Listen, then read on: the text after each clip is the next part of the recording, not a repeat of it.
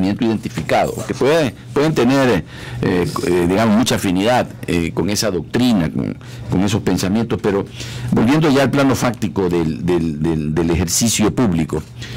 En esa declaratoria del estado de excepción, María Elsa y Douglas, se invoca el estado de excepción por el tema del fenómeno del Niño y del volcán Cotopaxi, para 17 provincias. Esta vez no va a haber censura previa, a diferencia del anterior por el volcán Cotopaxi. Pero en esencia, lo que se está cuestionando es ¿cuál es la conmoción? ¿Dónde está el desastre natural?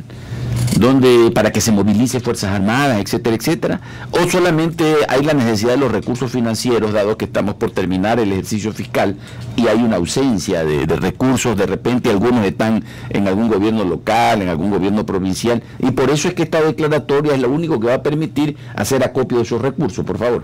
A ver, mira, yo creo que evidentemente todo este tipo de decisiones que se toman traen a colación análisis muy finos en determinado. Ayer estuve en una radio amiga y la persona que acompañaba decía que, por ejemplo, el presupuesto no se había aprobado porque todavía no habían acabado las negociaciones con los gobiernos autónomos descentralizados, algo parecido. Es decir, se hizo todo esto para no aprobar por esa circunstancia.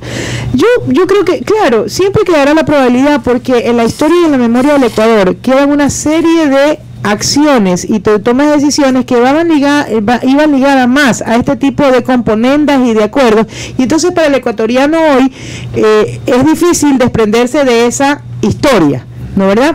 Sin embargo, creo que queda la posibilidad, y habría que juzgarlo en el comportamiento y en la historia del comportamiento de este particular gobierno, si eso ha sido la costumbre o no. ¿Qué quiere decir con esto, Gino?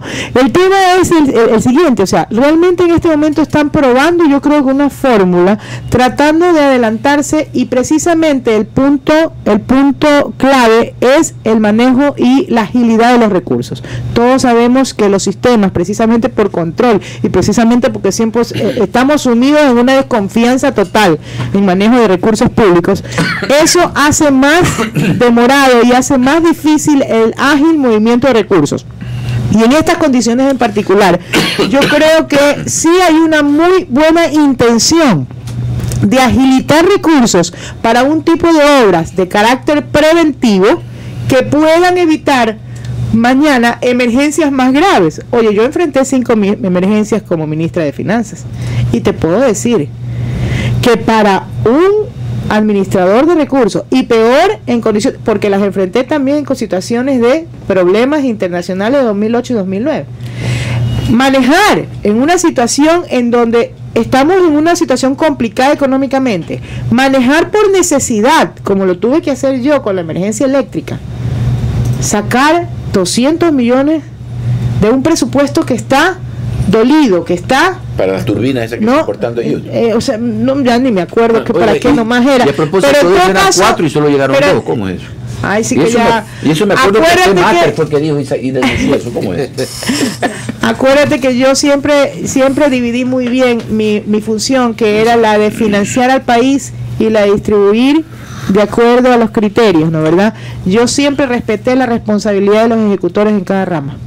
Por eso es que después ya no me llegaban los regalitos a mí, pues, de los cantones. Los cantones son muy cariñosos y te mandan regalos. A mí eso no que me usted dice ahora, nada, eso que usted dice, se lo hacía inclusive por escrito, decir que el responsable de eso era él. Así es, claro. Así es. De hecho en las asignaciones presupuestarias quedaba escrito que realmente el responsable era quien ejecutaba y todo. Que hubo un cambio, porque al principio sí se relacionaba al Ministerio de Finanzas o al que firmaba, y qué culpa tiene. Bueno, antes no sé cómo los ministros habrán influido o no en esa parte, pero en mi caso en particular yo jamás intervine en la decisión de mis compañeros, porque no estaba para eso. Yo estaba para financiar al país, y creo que, discúlpame, pero los resultados dicen que lo hice bastante bien. El haber eliminado la presencia del delegado de Contraloría y de Procuraduría en los consejos técnicos de adjudicación de alguna manera favoreció a que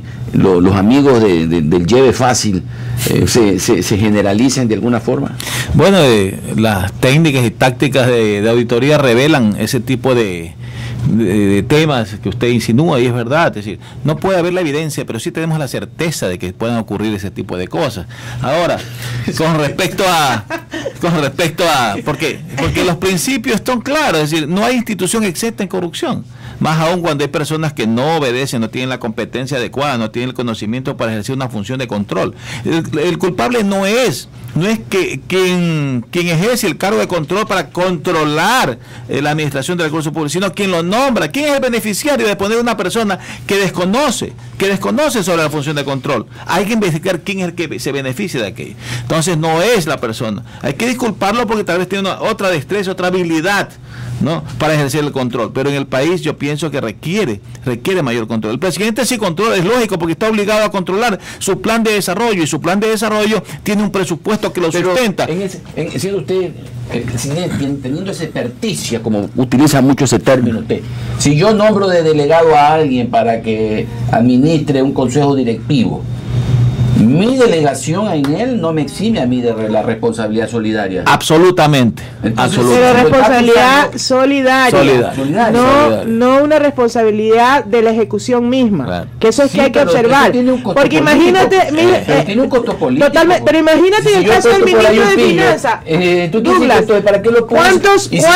Y si me dieron información de que estaba haciendo travesura y lo sigo manteniendo. No, eso es distinto. Eso es distinto. Eso es distinto, lleno. Pero imagínate, Douglas, ¿cuántos directorios tenía yo cuando era ministro de Finanzas? Usted estaba en Petroecuador, estabas en Galápagos, estaba en todo. A ver, desde Petroecuador hasta la Orquesta Sinfónica de Quito, pues, a la cual fui, porque yo no dejé de ir a ninguno de ellos, a pesar de que evidentemente no iba a todas. Claro. Y a la Orquesta Sinfónica de Quito, para que tú te des cuenta, a la Orquesta Sinfónica Nacional era la cosa, nacional, para que te des cuenta, no fui una sola vez, sino varias veces. ¿Por qué? Porque era una de las...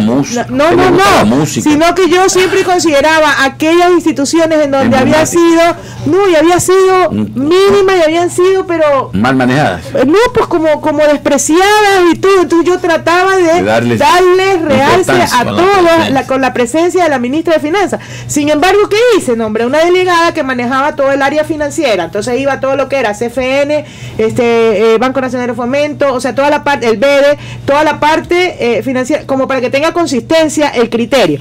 Traté de hacerlo de esa mejor manera. Se nos está acabando el tiempo. ¿Tú te imaginas lo que significaría? Se nos está acabando el tiempo y no puedo dejar de preguntar. Pero solamente déjame terminar con algo. ¿Sabes lo que no se puede acabar? Lo que no se puede acabar es la censura moral.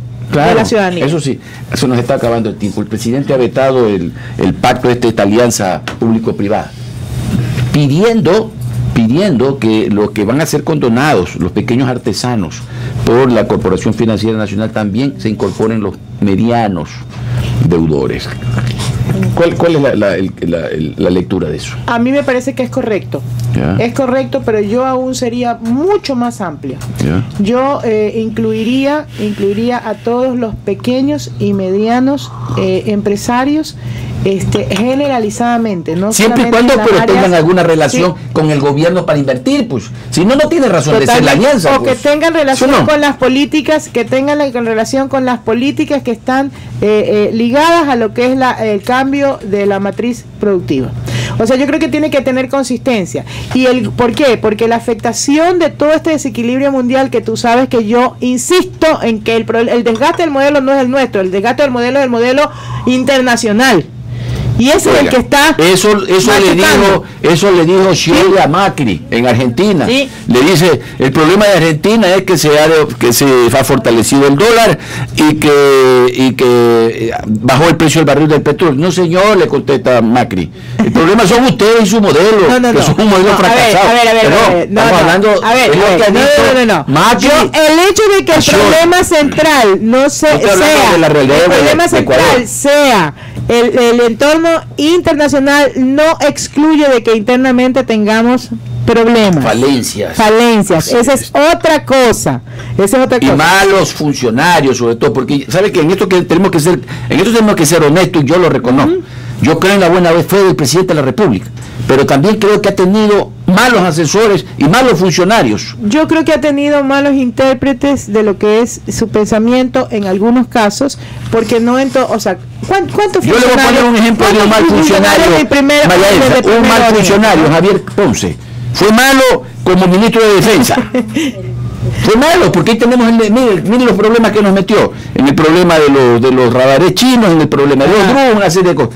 En el Ministerio de Agricultura ha sido pésimo.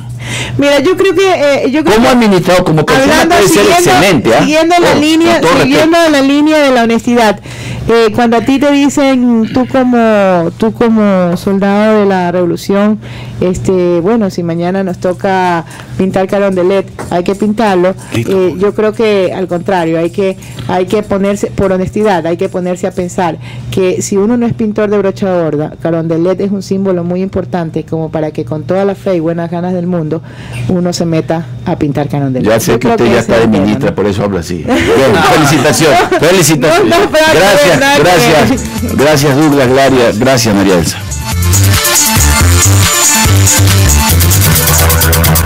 Jorge Norero González les da gracias por su atención.